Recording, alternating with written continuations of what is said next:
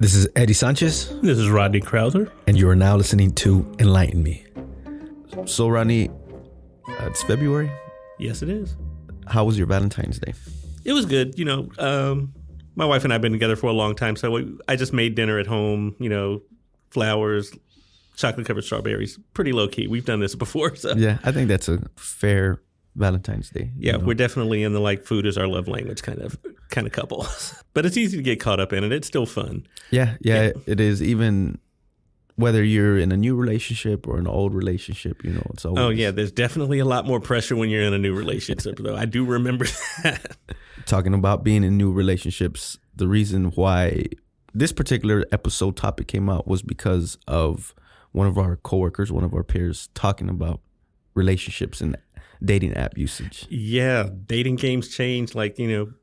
Both you and I are old married guys, we work here at the university. We work with a lot of younger people and student interns, and they're in a whole different world. One thing that changed completely from our time was the use of dating apps, right? Like those things really didn't exist. And online dating has kind of been a thing for a while, but... Yeah, it feels like it's everywhere. Yeah, I feel like... But there's always been even personals, in the newspaper. Oh, exactly. So there's been opportunities for people to connect outside, I guess, of the third space organic way. Oh, yeah, definitely. I definitely have friends who have long-term relationships, marriages that started with a newspaper.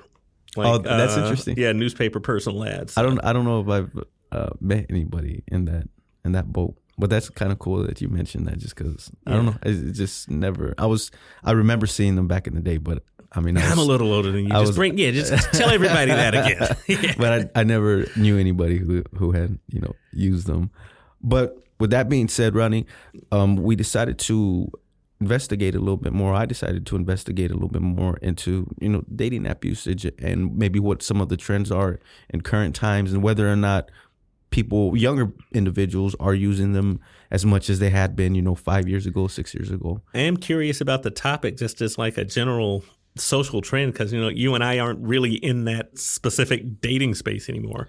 Yeah, exactly. And even though we aren't necessarily using these apps, there's still so much tied around it, right? From social media, that I think we probably both use social media to a certain degree. Absolutely. Yeah. AI is affecting every aspect of our lives nowadays. Yeah, I use my HEB app when I'm shopping for groceries. So apps are definitely part of my life, even if it's not, Bumble or Tinder or something. Yeah, and there's even the gamification of apps, which the interview actually spoke on.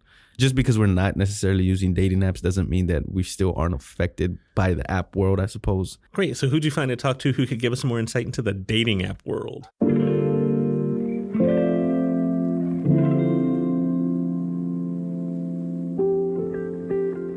My name is Jessica L. James. I'm an associate professor of instruction from the School of Journalism and Mass Communication. Was there anything specific that drew your interest into researching online dating? When I was in graduate school, the iPhone apps and how they were applied to our lives really did start spiking. For me personally, I wasn't necessarily sure how to use apps or what they were, or even getting Uber and things like that. San Marcos only had rideshare, maybe 2011, 2012. And I was new in town. I was from Cleveland, Ohio. I didn't know anybody in Texas. And I wanted to explore opportunities to at least meet people. And Tinder really did afford me the opportunity, at least, to try to meet new guys, new friends, just connect with people in my proximity. Because if there's one thing I learned about Central Texas, it's that traffic sucked. And I did not want to go to Austin or San Antonio and drive. So I, applied a practical resource for meeting people in my area. So I feel as if online dating or connecting with people online didn't necessarily start with dating apps like Tinder or Bumble or any of those other ones. I imagine that there was a progression from, decades back to this point. And I'm curious if you had an opportunity in your studies to see that progression or to learn anything about it.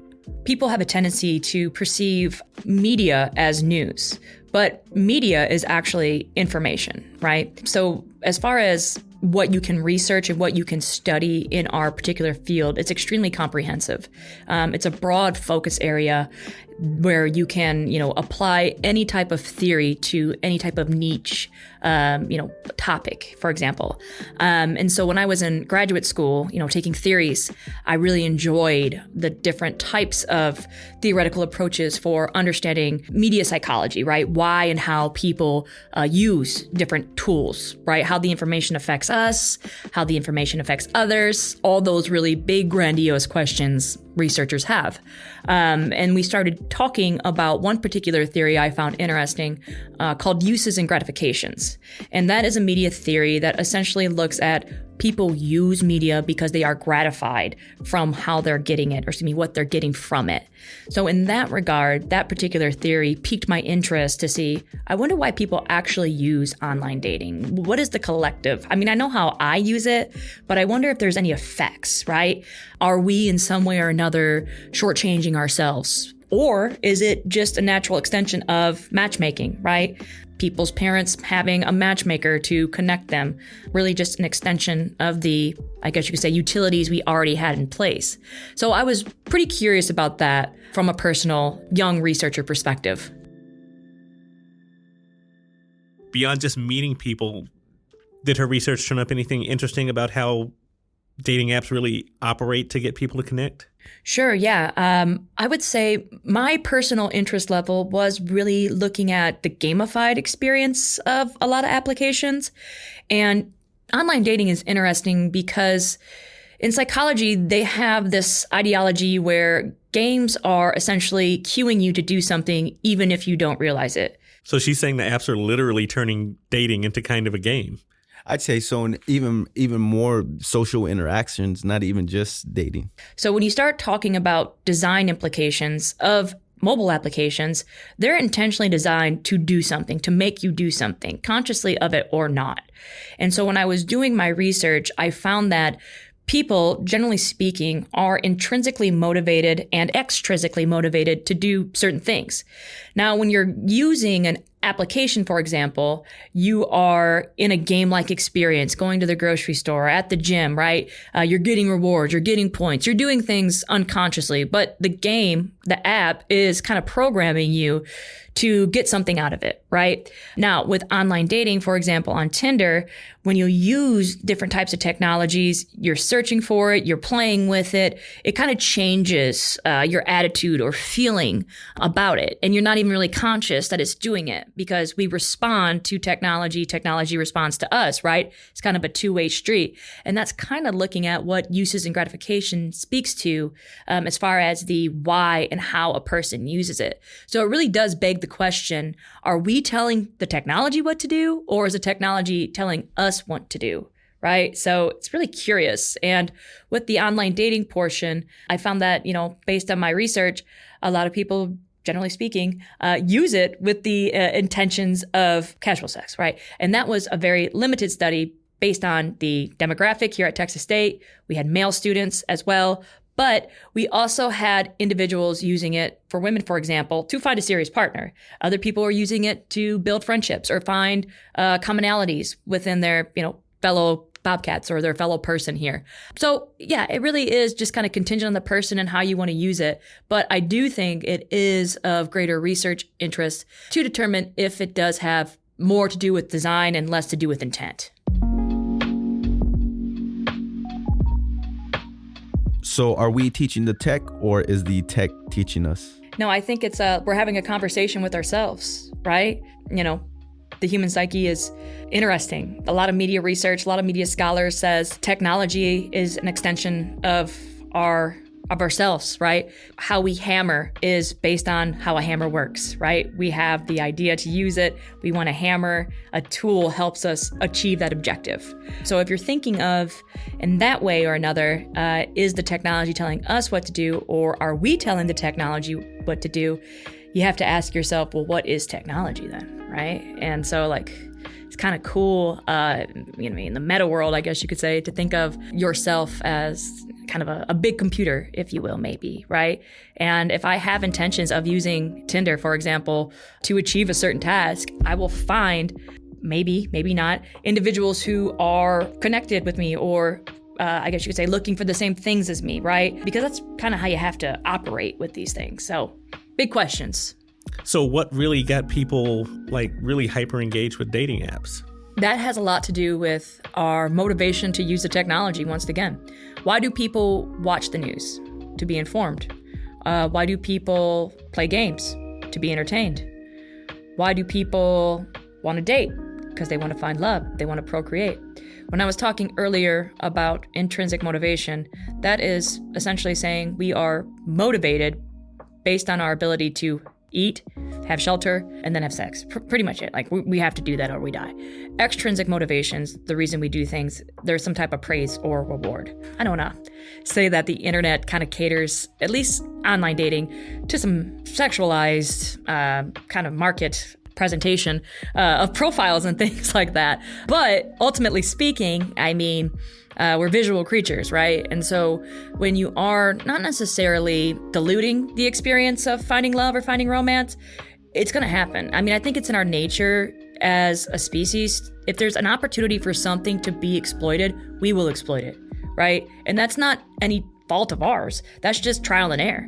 That's how we, learn or resolve mistakes we've made, right? We use something in a way that it wasn't conceived, and then we refine it or improve it. And no, online dating is no different. You get out of it what you want to get out of it. But again, the fact that we're even using it, does it change our outlook or attitude, or even people's optimism regarding finding romance, right? All those options, everything's extremely a la carte. It's like test driving a car. If I don't like it, I'll get a new car. You're scrolling, you're swiping. It really does kind of, I guess, not make it shallow per se, but there are questions regarding cheapening the experience. That's an interesting perspective to put on it too. I guess every change in technology and society changes how people interact and connect with each other. And the concept of a la carte dating kind of fits the way we get more choices with everything in our lives these days. Feels very consumerism. Yeah, I can see that being a problem for people dating too. More options can give you too many choice overload. For our average listener who might not know what gamification means, could you explain that and how it relates to online apps or the usage of online apps? Yeah, absolutely. So gamification is a approach to media psychology, which essentially says experiences are intentionally presented as a game, which means that if we are gamify, like going to the grocery store or working out, it means that we're playing with the experience versus doing the experience. So dating in a traditional sense would be an example of, I guess, executing it in a pre-gamified way, right? Nobody went to the grocery store through an app, right? But it does kind of feel like you're playing with it, with the icons, with the color, with the swipe. All that is kind of media, we call them heuristics, attributes of media interactivity, that how we use it, that is extremely gratifying to us as people. That's why things like swiping with our finger is so not rewarding, but feels good. You want to be in control. It's like agency with the technology. So gamification is essentially taking an ordinary experience and presenting it in a game-like space. You had mentioned the usage of, for instance, grocery apps and how they kind of provide a certain level of entertainment, so to speak. I would imagine that's also almost like a dopamine hit, essentially, it is, right? Yes, that's the word I was looking for, a dopamine hit, a reward.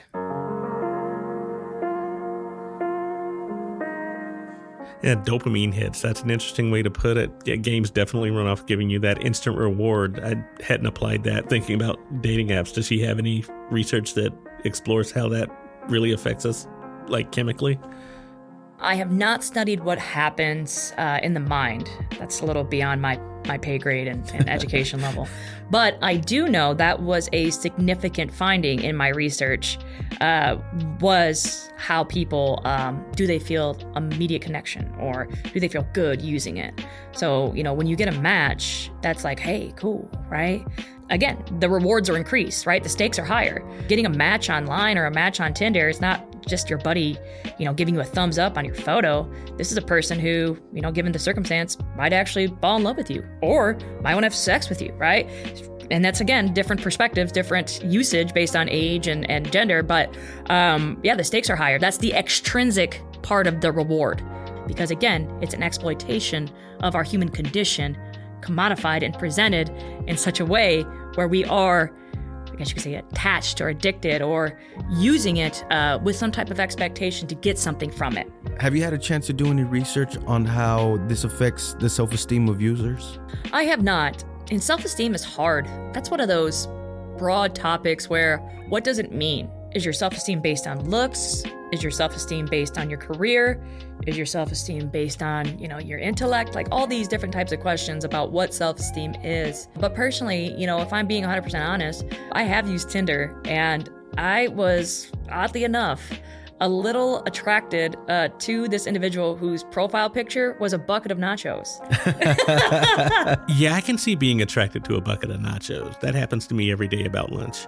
Because I thought it was just so unconventional and kind of thumbing your nose at quirky way for somebody to introduce themselves. Yeah, and especially because sometimes people they take a lot of time to curate their profile and select their pictures, and it becomes one of those deals where this guy's trying too hard, or this guy's way attractive, or she's single too. Like it's one of those questions where you start rummaging through all these insecurities that emerge, and I think that's what makes us that diminishes our self-esteem because we compare ourselves, and that type of environment, as we know, is never good. But that particular response exists on Instagram, it exists on Facebook. Anybody with any type of social presence, consciously or not, is going to start comparing themselves. The reason that this topic was brought up was because one of our younger coworkers, she was saying how her generation, which is, I think she's probably like early 20s still, are kind of starting to put down the apps. Is that a trend that you have seen in your studies, or are we trending towards less usage, or is it pretty much balanced out at this point?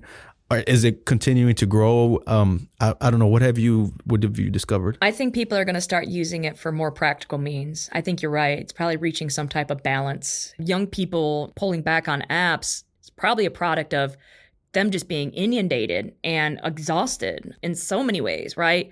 How they use it, what they use it for.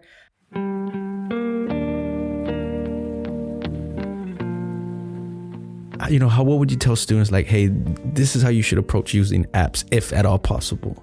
Do I need an app to work out to? Do I? Really? Realistically, do I need an app for that? Do I need an app to go grocery shopping? Do I need an app to order Subway? Yes, all very good questions. Do I think all that stuff is necessary? No.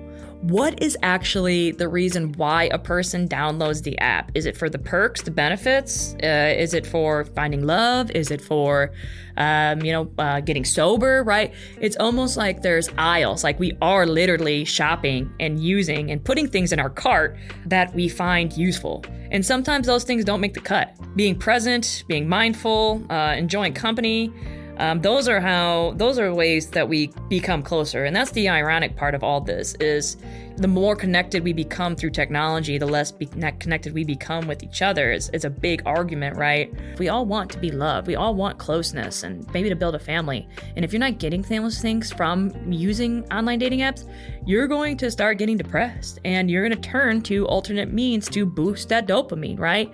A match is a match, but actually finding a partner and sticking with that person, people meet their romantic, life partners on dating apps. I'm not saying they're futile. I think for a lot of people, they do exist and they work particularly well for older people.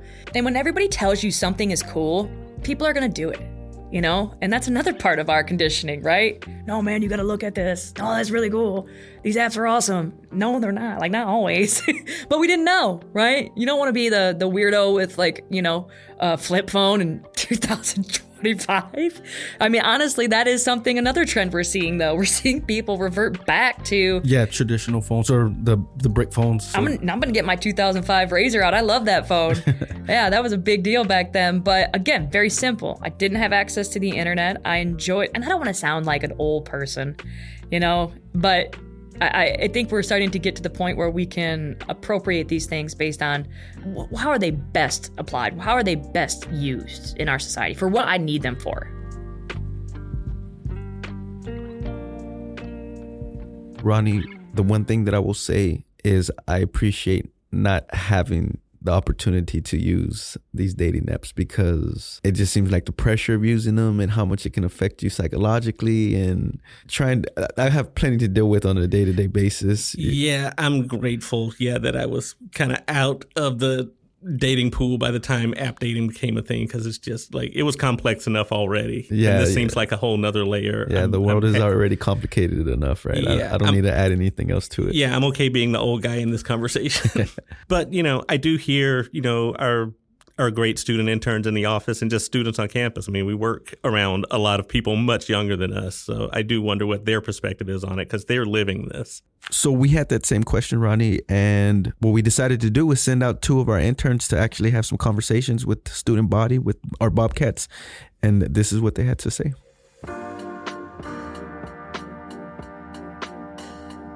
Check 1, 2.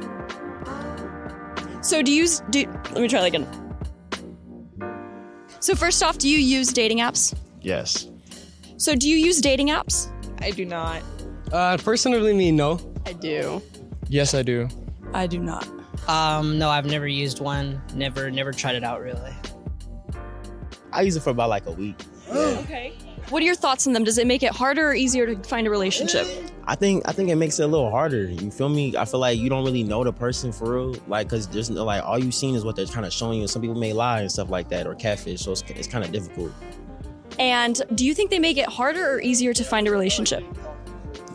It's like right in the middle. Okay.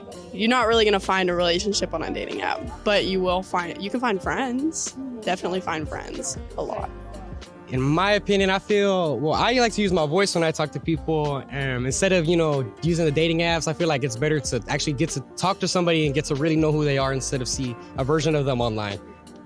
So do you use dating apps? I used it once. Okay. And do you think they make it harder or easier for people to find relationships? I think it's easier to find relationships that won't last.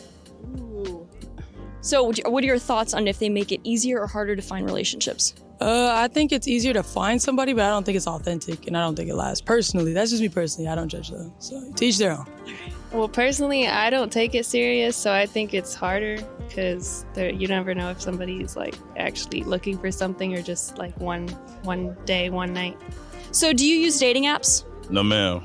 And what are your thoughts on if it makes it harder or easier to find relationships? I mean, personally, I wouldn't know because I don't use dating apps. I say you should go, if you see something you like in person, you go shoot at it. That's the type of guy I am. So, yeah. Nice, thank you. It probably makes it easier for like people who are not that social, probably. I'd say easier. Yeah, I've had a good experience on them. Okay, dive into that a little bit. Why versus like real life? I just say there's more people to get to. And in San Marcos, I feel like it's really hard to talk to people in class nowadays. So on an online thing, it's kind of easier to reach out and then kind of get the ball rolling to go on a date. I think that it might make it harder. I think just because maybe there's such a oversaturation of people and I don't know, I think it's just hot or not, to be honest with you. So do you use dating apps? I do not. And what are your thoughts on if it makes it harder or easier to find relationships? I think it makes it easier. I don't know. No, I think it makes it harder, actually. I don't like them.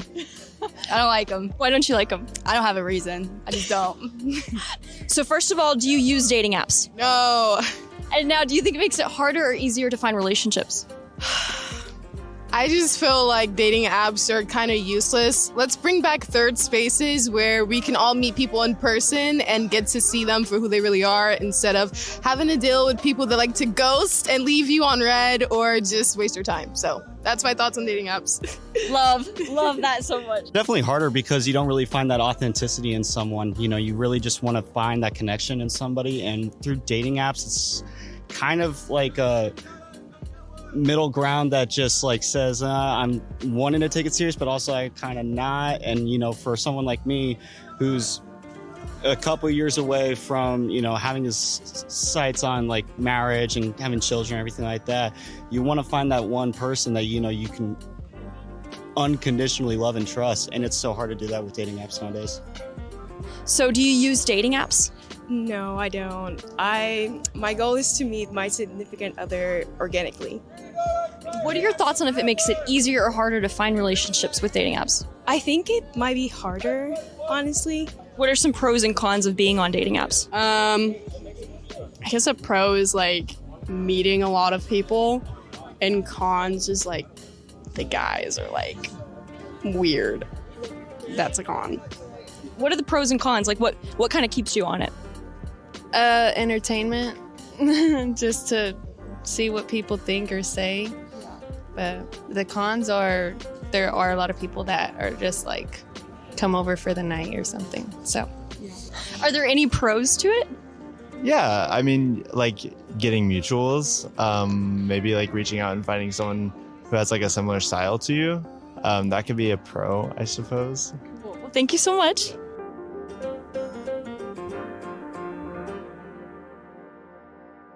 All right, so thank you guys for being here with me today. Can you just introduce yourself real quick? This is Annabelle here. I'm a senior and an intern here with marketing. Yeah, I'm Tyson Taylor, also a senior here. And so we sent you all out to talk with some of the students just to kind of get a little bit of insight. What did you guys learn from that experience? What was what were some of the results? What did the students tell you?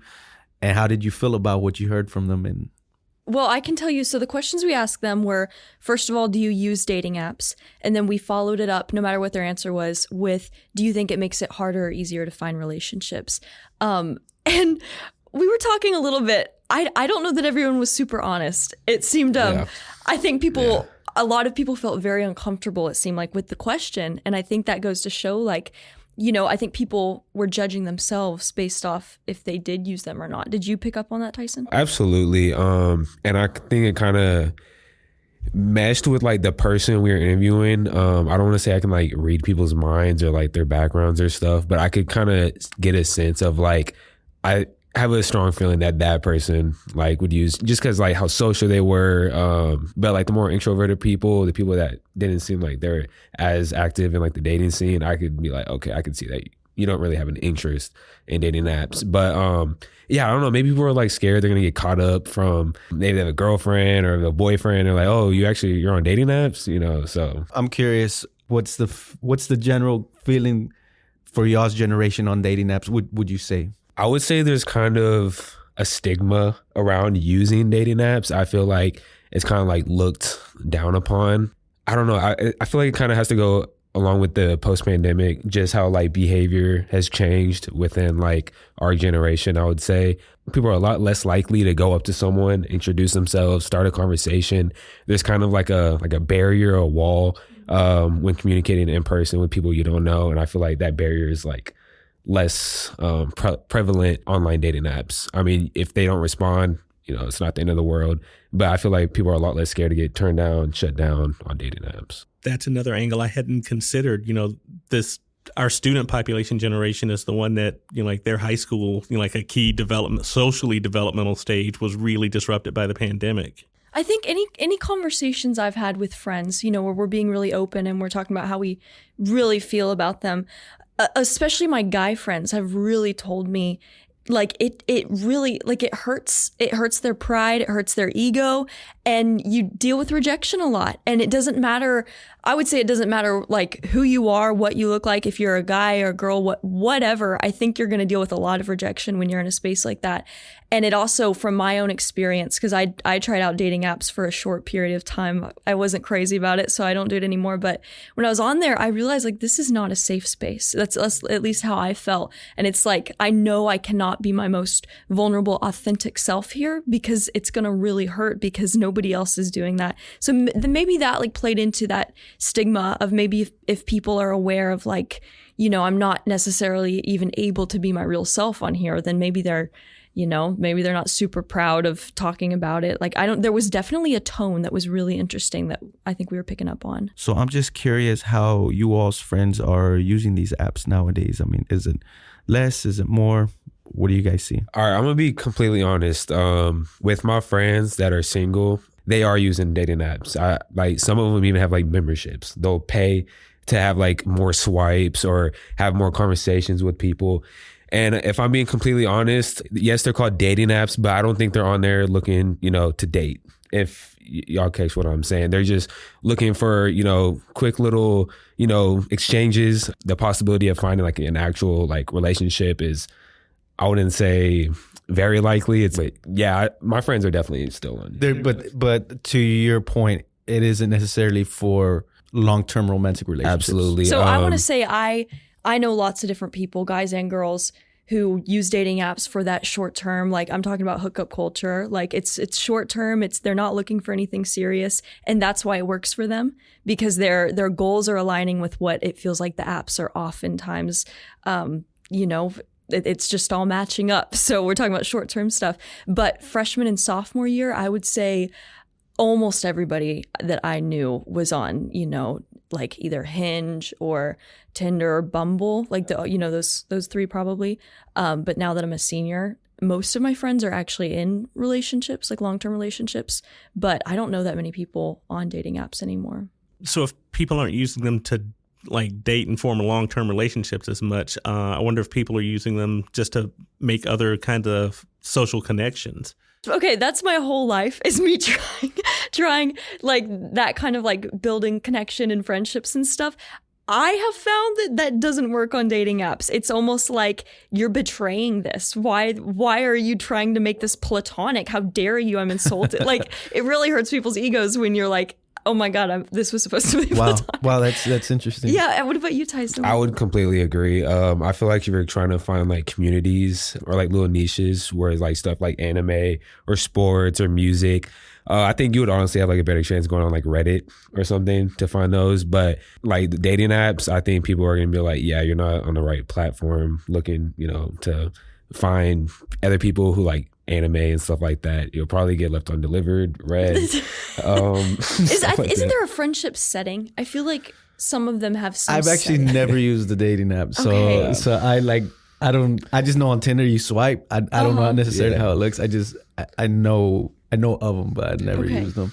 Would you guys say that you have any friends that have created these online personas to really fit better into these apps? I had a friend during like freshman, sophomore year that was like almost known on campus as, I'm gonna say, Tinder boy.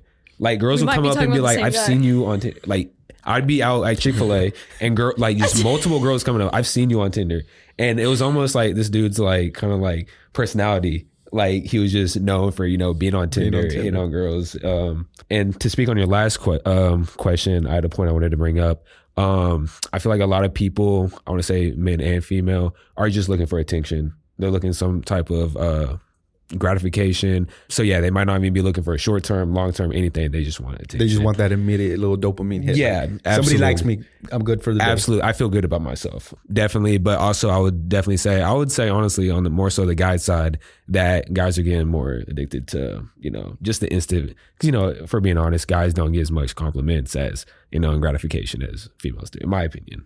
I mean, it's interesting you're bringing that up, because there's been a lot of talk about the male loneliness epidemic. And yes. I don't know if you've been hearing about that, but that's definitely interesting if you're saying that's your experience talking to your different guy friends and stuff. When I was talking with Dr. Jessie James, one thing that she brought up was whether or not we were talking about like algorithms and how these apps affect the human psyche to a certain degree. A question she had essentially was, do you think that our behaviors are affecting the apps and the algorithms, or is it vice versa, where like the algorithms are affecting our psychology and the way we approach relationships and life and everything? What do you guys, do you think it's does that make sense? I think the apps are personally messing. I've never used the app, so I don't want to say like personally I'm getting affected, but just like thinking about how like dating apps are, like if you're just like continuously swiping through and through and through, I feel like it's kind of like, I don't want to say like dehumanizing people, but it's kind of like you're literally just looking at the appearance. Like if that's not my type, swipe. Like it's almost like a t-shirt. You're going clothes shopping. Oh, I don't like this shirt. What else y'all got? What else y'all got?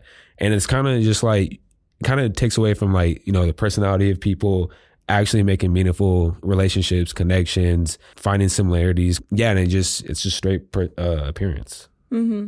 I think in the age that we're in right now with AI, and the direction that things are moving, I think that people are craving authenticity, and I think we're craving some kind of groundedness. Like, we need something to be grounded in.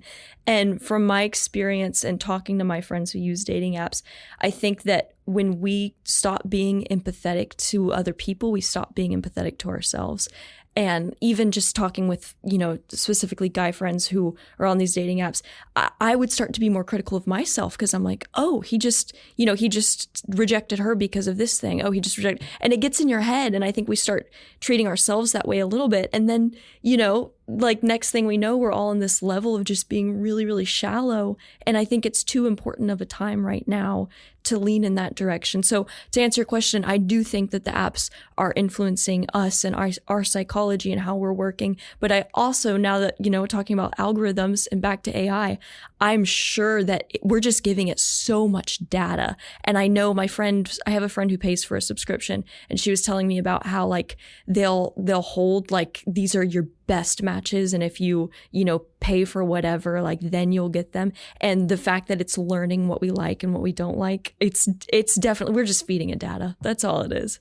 I think Annabelle's hitting on a really key point there, that there is a business side to the dating apps that doesn't have anything to do with any user's personal fulfillment or happiness. So one of the other questions you guys asked students was whether or not dating apps actually make it any easier or harder to develop relationships. I'm curious, what did you guys find out about that? So I'm trying to think through kind of individually, because there were a few people who said, oh, I think it makes it easier. One person said for people who are too shy to talk to people in real life, this might get the ball rolling. I think that's a great point.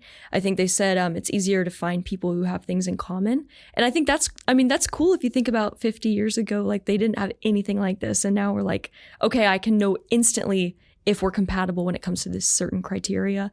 But honestly, most of the people said it's the same thing we've been saying. If you want short term, it's dating apps. If you're looking for long term, that might not be the best solution. So one last question for you guys. What is something that you learned about yourself, or even that you learned about the greater community going out and doing this interview with students? Yeah, I want to think for a second. Okay, I can go. Honestly, I just wish, like, our generation, Gen Z, would just put the phones down. I think we're so, like, strung out. Attention spans are so short. We're getting so much dopamine from whether it's TikTok or YouTube or the shows like Love Island and all those like, those shows. Let's just put the phones down. In my ideal world, like, we're all, talking to each other. If you see someone you like, you're going to go up to them, approach them, introduce yourself, try to get to know them, go deeper than surface level. Like, I think in today's society, especially our generation, everything's just super surface level, unless you're actually in a long-term relationship with the person. But yeah, let's just put the phones down. Let's reset our dopamine, and let's start forming actual relationships with others, whether it's platonic, or not. So yeah, I think it's funny because this is something I was thinking about this week, and it really paired well with this assignment of interviewing people. And I think a lot of times we reserve love for romantic connections or romantic potential partners. And I think if we can kind of check in with ourselves and make sure that we're meeting our own needs and we're validating ourselves and we're, telling ourselves, you are enough, you're good, and we're going to keep going forward. And then we build out those connections with our community and with our families. Check in with your mama, check in with your sister. Like, you can give love too. And I think often on these apps, it's easy to get into, like, looking for love. And I think sometimes just checking in and being like, I can also give validation. I can, like, buy flowers for my gal over here. Like, it doesn't always have to be romantic love. Or I can, encourage my coworker, like, Tyson, you're killing it. Your camera angle's amazing. Yeah. Like, I feel like that can sometimes just make us reground us and get us back that makes centered. sense. Maybe sharing love doesn't necessarily have to be like romantic love or anything of that nature. Well, you guys are very insightful. I was like pleasantly pleased to hear what you all learned and just kind of your own personal opinion on this topic. So thank you guys for coming and having this conversation with me. Thank you for having us. Yeah.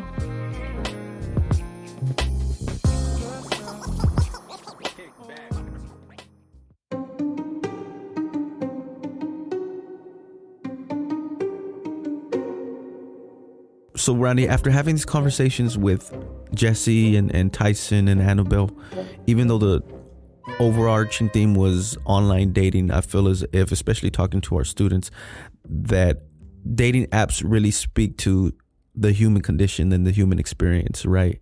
And even though it's in the modern era, there's just so many different facets about it that can still relate to what we've been experiencing as humans since time beginning.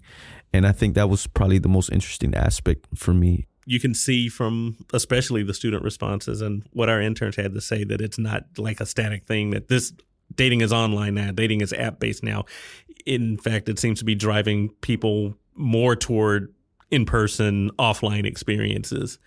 And like maybe even giving some younger people a more appreciation for getting offline and just doing things face to face. Yeah, face to face. Yeah, it definitely feels as if it was kind of positive and a nice thing to hear that it seemed as if both of our intern students, even though they're just a very, very small population, their perspective gave me a little bit of hope that, we can start transitioning away from the online world just a bit, Yeah, and it might still be a part of it, but it's not like that's the only option now. Like you have to be on an app to date. That's not the case at all. Or make human connections, Yeah.